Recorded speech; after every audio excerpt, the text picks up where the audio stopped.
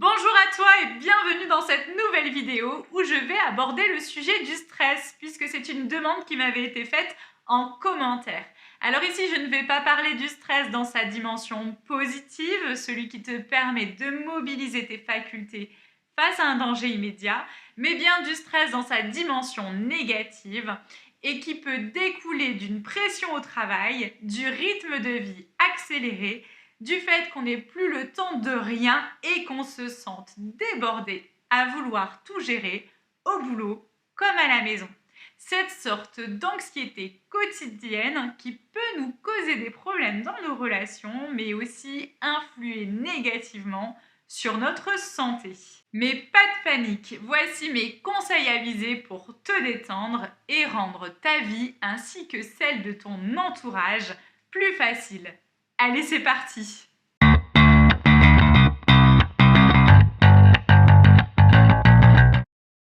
Le stress peut prendre l'apparence d'une boule dans la gorge, d'un nœud à l'estomac ou d'une grande fatigue, voire les trois en même temps.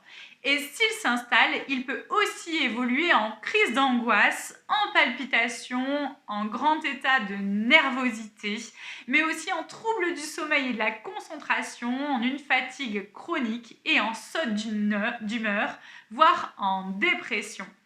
En plus du stress provoqué par l'environnement extérieur comme un boss ultra exigeant ou un parent trop imposant, trop présent, vient aussi le stress que l'on se met à soi-même. Ce qui nous amène à l'étape 1, celle de revoir tes objectifs et ton niveau d'exigence.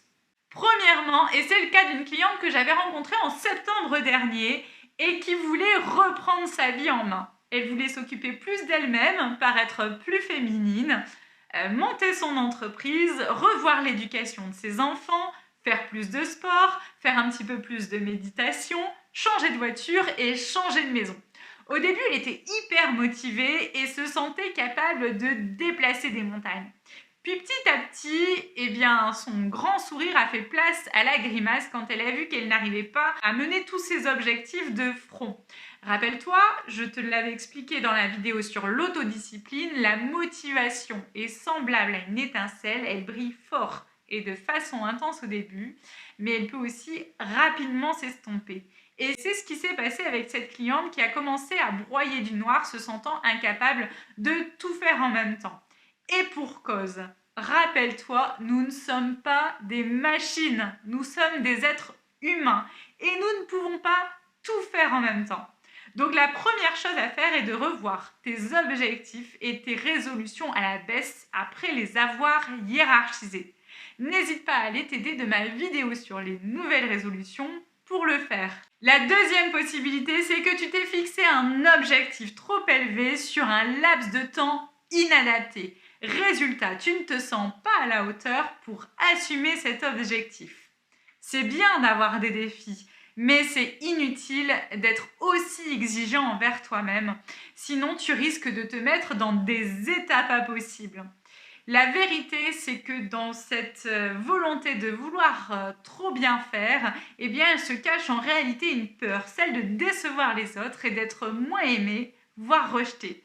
J'ai déjà abordé le sujet dans une vidéo sur la peur de décevoir, donc si tu te sens concerné par ce que je viens de dire, n'hésite pas à aller la consulter. Ce qui nous amène à l'étape 2, celle d'apprendre à lâcher prise, puisque tu l'auras compris, le stress au final c'est souvent la résultante du fait que tu essayes de tout contrôler et que tout soit parfait selon ta propre définition de la perfection. Donc si tu veux te sentir moins stressé et plus épanoui au quotidien, plus détendu, il va vraiment falloir que tu apprennes petit à petit à lâcher prise. Sinon, tu risques vraiment de t'épuiser. Donc dans chaque situation, au lieu de viser la perfection, essaye simplement de faire de ton mieux sans altérer ta santé physique et ta santé mentale. Essaye aussi de voir le côté positif dans chaque action et dans chaque résultat. Tu te porteras vraiment mieux. Finalement, ce que je te conseille de faire, c'est ce que tu conseillerais naturellement à un ami qui te dirait je suis déçu de moi, j'ai pas été à la hauteur dans telle action parce que j'attendais ça et finalement je l'ai pas obtenu. Tu lui dirais, ben regarde, tu as déjà fait ça, c'est énorme, tu y es déjà allé, etc., etc. Donc n'hésite pas à appliquer ces conseils pour toi-même et tu te rendras compte qu'on ne peut pas contrôler les autres et les événements extérieurs. Et quand tu t'en rendras compte, eh bien tu t'approcheras petit à petit du lâcher-prise et tu te sentiras moins stressé, moins fatigué et donc beaucoup plus heureux. J'ai déjà fait une vidéo sur le lâcher-prise, donc n'hésite pas à aller la consulter. Mais rappelle-toi bien d'une chose, sans action, pas de résultat. Donc à toi d'appliquer mes conseils, à toi de te mettre en action. Étape 3, vis dans l'instant présent. Ce conseil est dans le prolongement finalement des 2 premiers conseils que j'ai pu te donner, puisqu'en plus du stress qu'on peut ressentir au quotidien avec notre rythme de vie accéléré, on va aussi ressentir beaucoup de stress à l'approche d'un événement qui est important pour nous. Rappelle-toi qu'il y a un temps pour tout et décider de le passer à te focaliser sur cet événement stressant qui va avoir lieu cet après-midi, demain, dans une semaine, dans un mois ou dans un an, ne t'apportera rien de positif. Étant moi-même une grande nerveuse, je peux t'assurer qu'en prendre conscience et me dire, eh bien, on verra ça au moment venu, eh bien, ça m'a grandement aidé.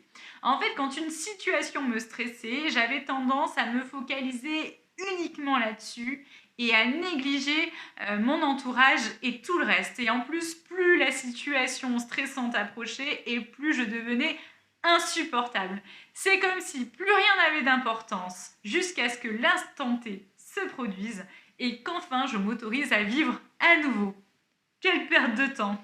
Et d'ailleurs, je ne suis pas sans faille puisque cette situation s'est reproduite il n'y a pas très longtemps, il y a 3 ou 4 mois, quand j'ai décidé de me réinscrire au marathon Nice Cannes qui aura lieu le premier week-end du mois de novembre. Je me suis dit, mais il te reste 3 ou 4 mois pour faire ce marathon et je me suis fixé forcément un objectif super élevé parce que moi j'adore les défis.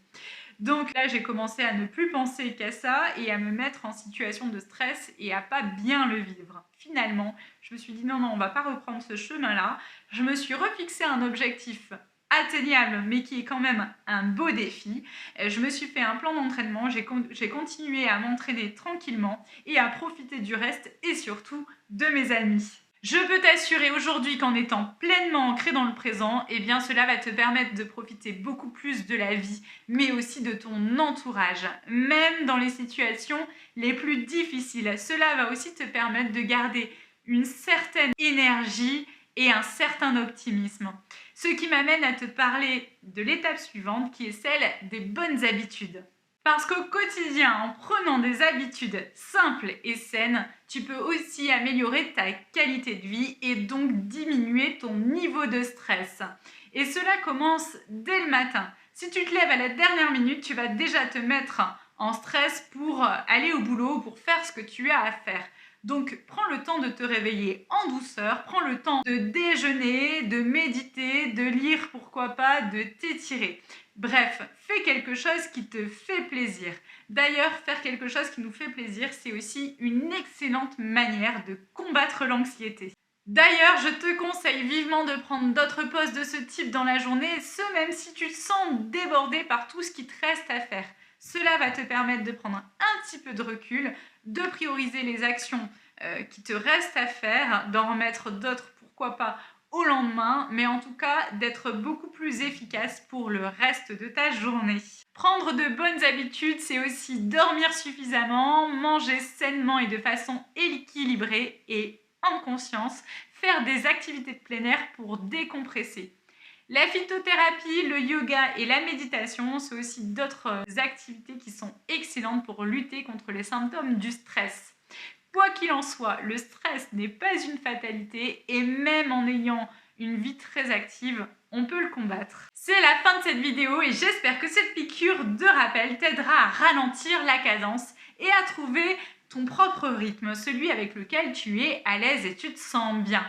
Cela nécessite parfois de revoir ton nombre d'objectifs à atteindre à la baisse, puisque comme on le dit souvent, less is more. Cela demande aussi parfois d'apprendre à relativiser et d'apprendre à aménager du temps pour toi.